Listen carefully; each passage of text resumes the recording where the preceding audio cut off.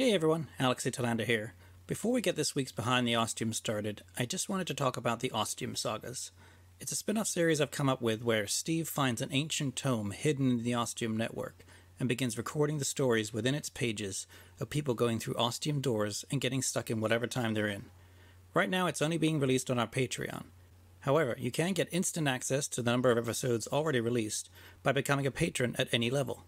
To do that, all you have to do is head on over to patreon.com/ostiumpodcast and become a member for as little as $1 or $2 a month and start listening to this original series.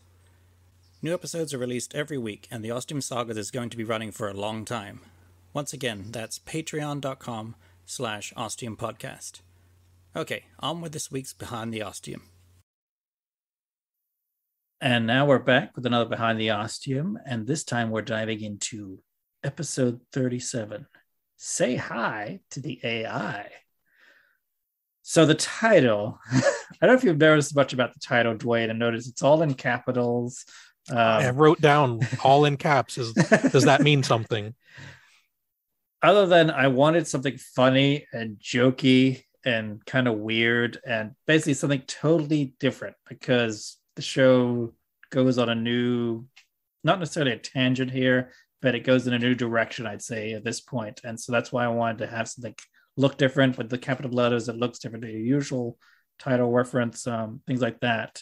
And that's at the start, I think, about these episodes too. I can't remember if I've done them before them. I did a kind of like sponsorship thing with Arcadia Power, which is they're a renewable power company, though they're actually not a power company necessarily, but the way they do is they work with whichever power company you're using, and they have it so that when you sign up with them, you pay a little bit extra, and then whatever power you're using, you can feel comfortable knowing it's not coal. You're using renewable power that they're getting from PG&E or whoever it is that's doing the power stuff.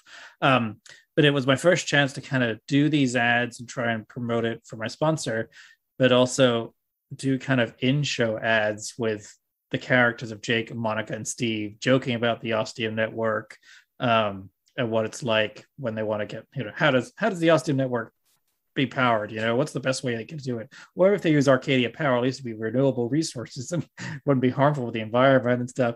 I even managed to, because it was prevalent at the time, put a Brexit joke in there for Steve, which worked out well.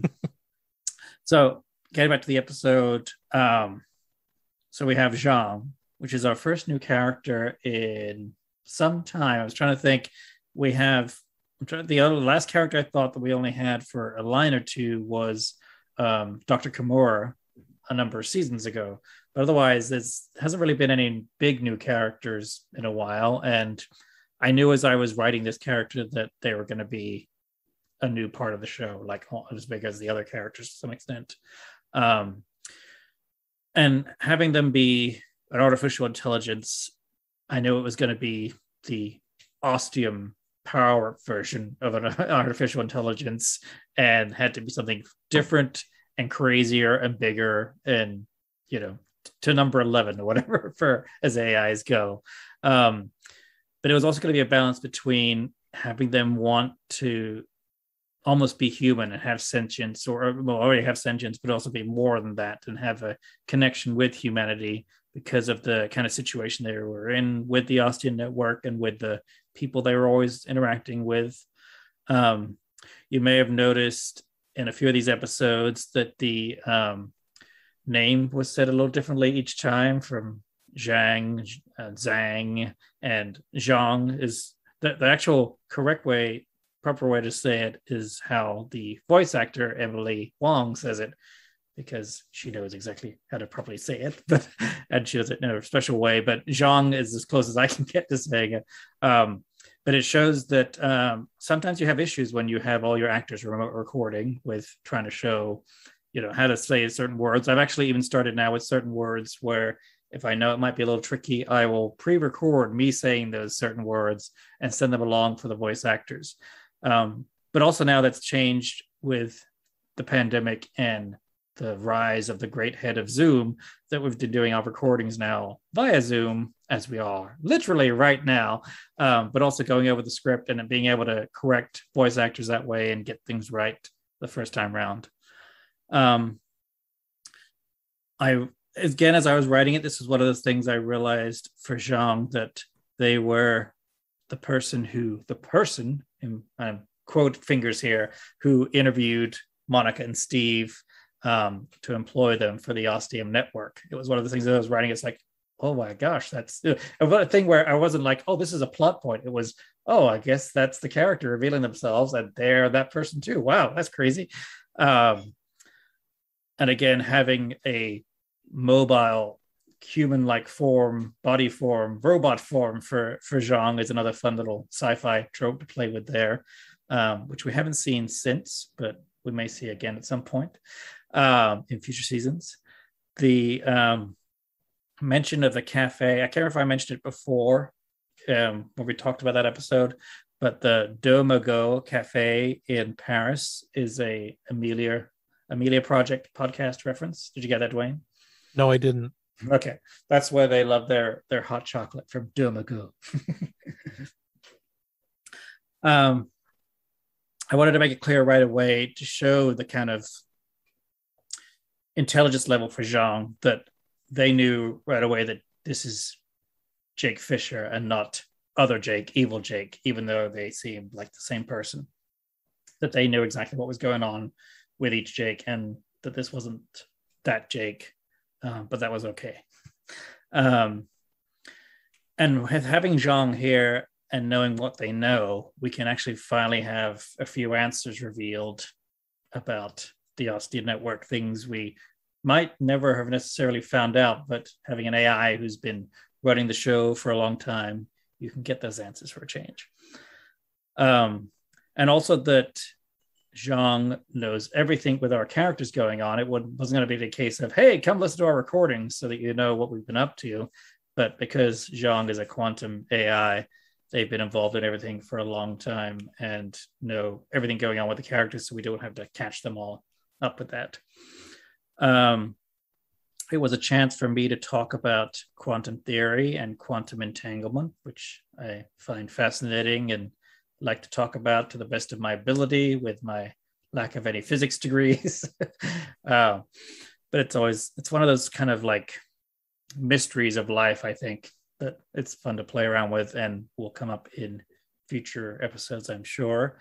It was fun hearing Chris Fletcher, the voice of Jake, the way he said, first said Schrodinger for Schrodinger's cat. And what is it?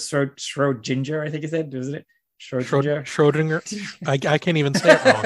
Yeah, I know.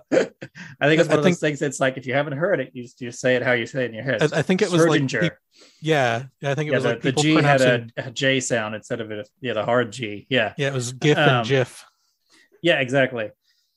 Which we won't start a war with that here, I don't think. Because we all know it's GIF.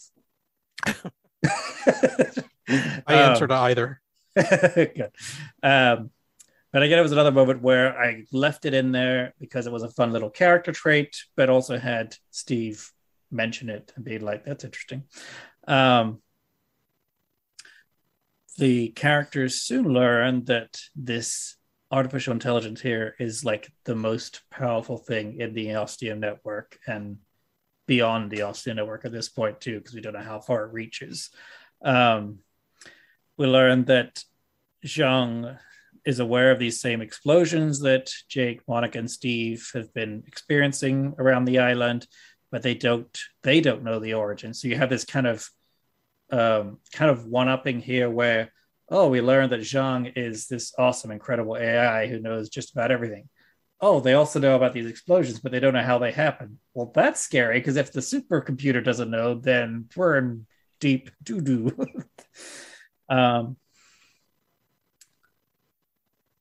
When I was doing other Jake's voice, well, having Chris do other Jake's voice, I wanted him to try to do a different kind of voice for himself, which obviously wasn't easy.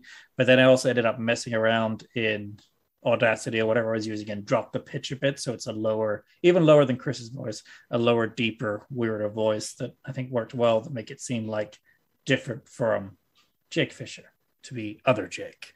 So we learn while Zhang doesn't know where the explosions come from, because they're able to work out so much data about how they all happen and everything, that they're able to work out when the next one will occur, which is kind of like, again, it's another Jake's Chekhov gun thing of future events that will happen, which is an important little note. And also made it clear that the explosions, the riffs, as I call them in the episode, they are similar to ostiums, much like Jake creates, but on a much larger and more intense and powerful scale. Did you pick up on that? Yes. Yeah, I wrote down that the explosions are similar to the openings Jake makes. Mm-hmm. And I obviously know why and how they're being made, but right. Are they being, at the time I was trying to think, were they being made by not Jake himself, but someone else trying to open a door, not really knowing fully well how to do it, or maybe doing it in such a different way that they're more violent than when Jake which does. I kind of pairs nicely with Jake being able to do it, but also not having really any clue how he does it or how it even works again or anything. Yeah. And then the episode ends with Dave realizing that with Zhang knowing so much, she can help him get back his memories and remember what exactly happened to him. All right, Drain, what's it up? I'll start at the end because I did write down that Steve wants to remember everything.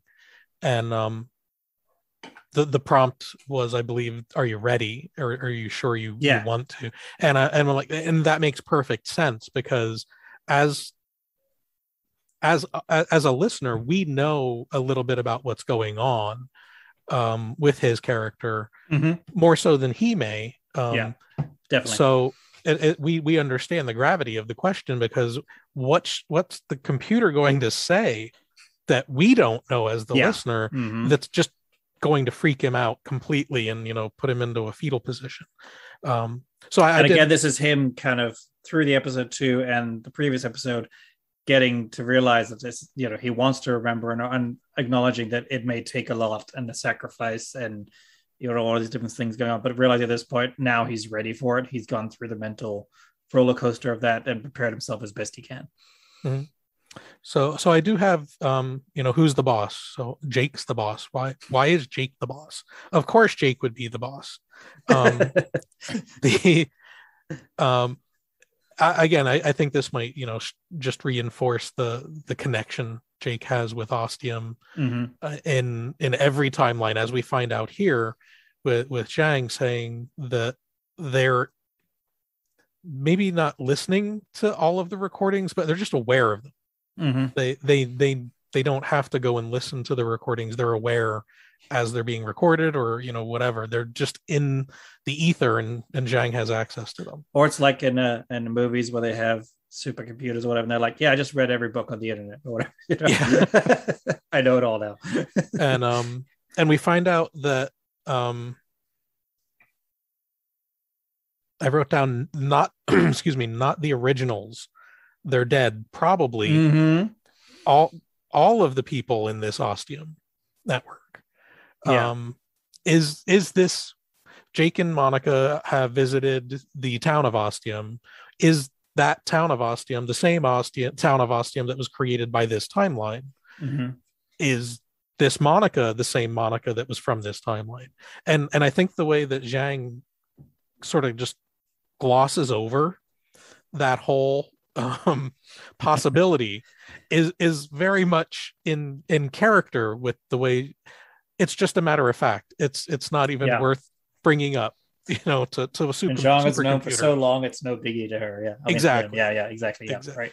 Because Zhang has a pretty, I don't want to say, it's not cruel, but they, Zhang, they, they're not cruel, but they have a very bizarre sense of humor. And I don't know if you write it that way, but it comes across that. But it's a good. It's a very. I have such a big brain. I don't understand, or maybe not that they don't understand, but that they just don't.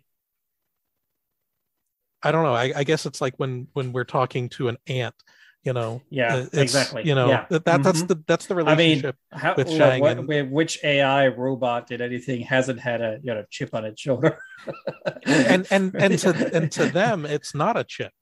Yeah, yeah. This is just the way things are. Actually, one example I think yeah. of right away is Data and Lore from Next Generation, which again explores that. And I think it's a lot to do with it's not really juxtaposition, but it's almost like the yin and yang, especially in this case for Zhang, where they kind of want to be human, but they also know that they know everything and are so advanced that they can never be human.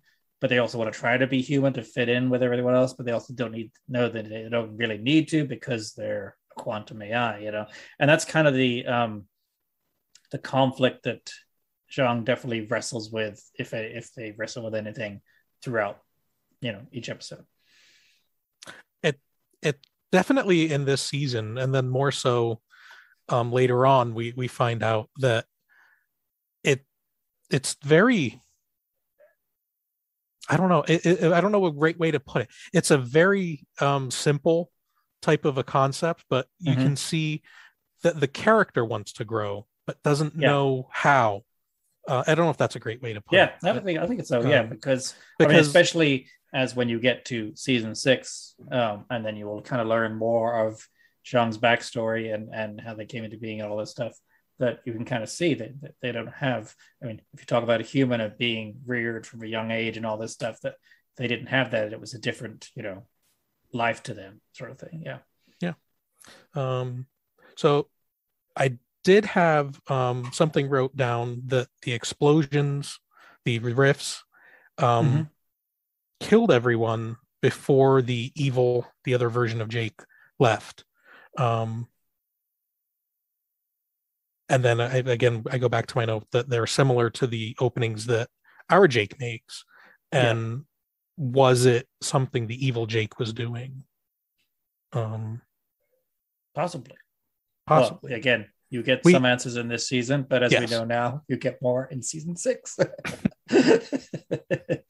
That kind of resolves it. That was one of the things as I was doing season 6, realizing I needed to come back to this and flush it out more and talk about what really happened then. Yeah. And I'm not really sure how I noticed the episode title was in all caps, but I don't know how that's. I wasn't looking at just a list of all the episode titles. I just got to it and I'm like, hey, that's in all caps. I mean, that's the sort of thing, again, that if you were looking at a list, in whatever podcast app, whatever, I mean, it would stand out if it was just the titles. Be like, wait, this is all in caps compared to the other ones. So again, that was my intention.